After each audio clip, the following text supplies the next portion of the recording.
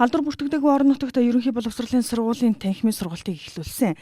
Үүнд 18 аймаг 3 сарын 1-ээс 2 аймагийн 9-өөс хамгийн өндөр эрсдэлтэй гэж үнэлэгдсэн Төв аймагт энэ сарын 15-наас танхимын хичээлийг эхлэхээр төлөвлөлөөд байсан юм а. За энэ сарын 15-ны байдлаар 21 аймгийн 560 сургуулийн 326,200 суралцагч танхимын сургалтад хамрагдсан гэх судалгаа байна. За COVID-19 халдвар бүртгэгдсэн зарим аймагт танхимын сургалтыг түр хязгаарлаад байгаа бол халдвар бүртгэдэг ногоон бүсэд хичээл сургалт хэвээ үргэлжилж байна. За намын сургууль 4 чиглэлд 26 багш одоо ингээд 8 цагаар эргүүлэг хийж байна бид нар. За манай хүүхдүүд одоо хичээлдээ тараад гэр сургууль гэрийн маршрутыг мөрдөж одоо дэглэмийн баримтлаарай гэж уриалж байна. Манай аймаг бол одоо 2 ээлжтэй ихэнх сургуулиуд, нэг ээлжтэй одоо 11 сургууль байдаг байсан бол энэ одоо зохион байгуулалтанд орсноор нэг ээлжтэй бүлэг бол нэг ээлж хичээл сургууль 4 байна. За нийтдээ одоо 7 сургууль дээр бол 3 ээлжтэй хичээлхэр байгаа.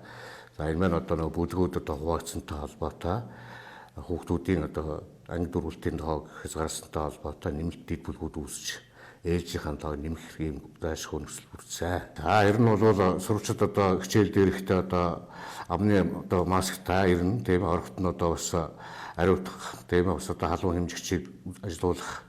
За энэ хичээлийн одоо анги танхимтай байх хүүхдүүдийн тоог аль болох одоо цөөхөн байх үүднээс бас байлгах боломжийг ашиглаад бас хоорондын зай баримтлах орж гарахтаа одоо бас 1.5-2 метрийн зайтай байх хэмжлэнгийн журмуудыг одоо бас яамны сайдын тушаалаар журмалсан.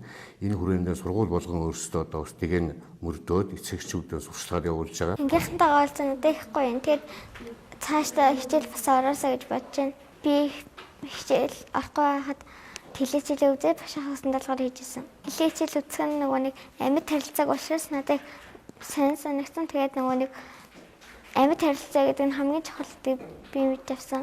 9 сарын 1-нд ороод би их тогтлож ирсэн. Тэгээд найзуудтай уулзсан хамгийн гоёсэн. Тэгээд сэтгэл маш өндөр байна. Ингээд 11 сараас хойш карантинлэгдээд ингээд 3 сарын хугацаанд тэл хичээл үзсэн. Тэл хичээл нь ингээд ерөнхийдөө бол ингээд жоохон үр дүн багтай гэх юм уу ингээд зүгээр утасны цаанаас үзэж байгаа болохоор ингээд ойлгоход илүү жоохон бэрх.